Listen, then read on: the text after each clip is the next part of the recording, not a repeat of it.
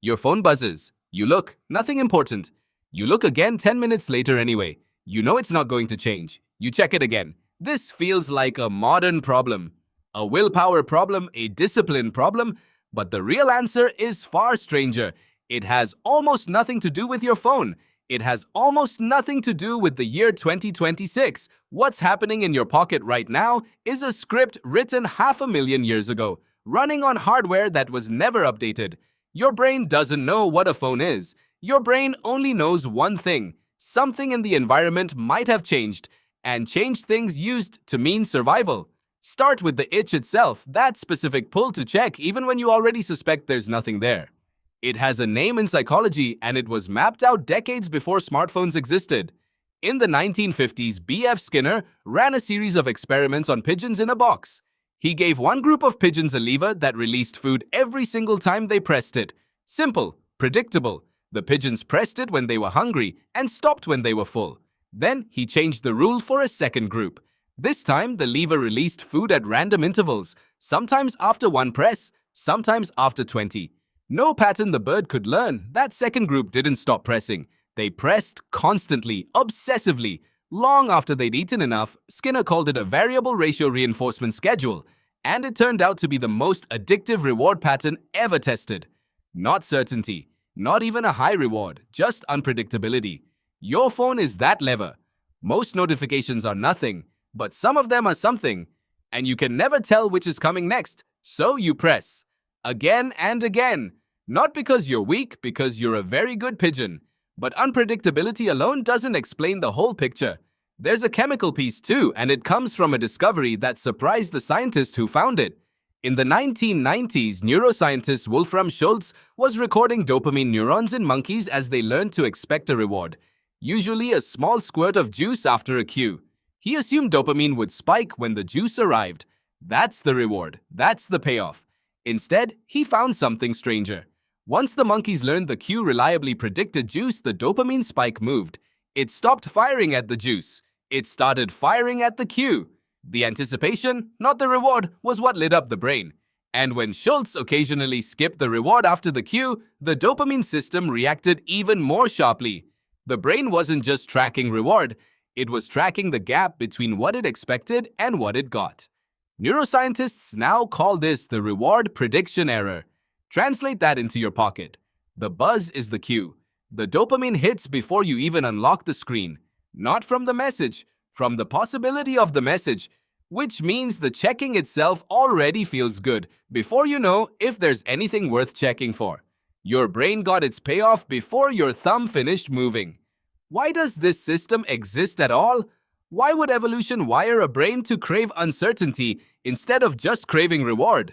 Because for nearly all of human history, uncertainty was information, and information was survival. Picture an early human group on the savannah 60,000 years ago. A twig snaps somewhere behind the tree line. Most of the time, it's nothing. Wind. A bird. But every so often, it's a predator, or a rival group, or a food source nobody has found yet. The individuals who felt a compulsive pull to check that snapping sound every time without fail were the ones who survived long enough to have children. The ones who shrugged it off were eventually edited out of the gene pool. This is where anthropologist Robin Dunbar's research becomes useful. Dunbar spent years studying primate social groups and later human ones, and he proposed that gossip and social monitoring evolved for the same reason grooming did in other primates: to track alliances, threats, and status within the group. Knowing who was talking to whom, who was upset with whom, who might be plotting something, was not idle curiosity. It was a survival system. The brain that stayed updated on its social environment was the brain that didn't get blindsided. You inherited that exact brain. It just doesn't know the difference between a rival tribe member and a group chat notification. Both register as something in my social world may have shifted. Check now. Here's the counterintuitive twist. You might assume this checking instinct calms down once you actually look and confirm nothing is wrong. It doesn't. Confirming safety doesn't turn the system off. It only resets the clock until the next uncertain moment. Because the ancestral environment never had a "you're safe now" permanently setting. Safety was never confirmed once. It had to be reconfirmed constantly because the threat landscape kept shifting, which means the modern version of this system has no natural stopping point either. There is always another possible notification, always another gap between what you expect and what might have happened. Your phone supplies an infinite number of twig snaps, all day, every day, and your brain treats every one of them with the same ancient urgency it once reserved for actual danger. Think about what that means the next time you feel your hand drift toward your phone for no clear reason. You're not failing at self-control. You're running 600,000 years of predator detection software on a device engineered, whether intentionally or not, to trigger it constantly. The average person unlocks their phone somewhere between 50 and 100 times a day. Almost none of those checks are decisions. Most of them are reflexes, fired by a brain that still thinks it's listening for something in the grass. Understanding this doesn't erase the pull, but it changes what the pull means. You're not weak-willed. You are, biologically, exactly as attentive as your ancestors needed to be to stay alive. The tragedy isn't that your brain is broken. It's that the thing exploiting it evolved in a lab, in an app, in a notification system engineered by people who read the same research you just did and used it on purpose.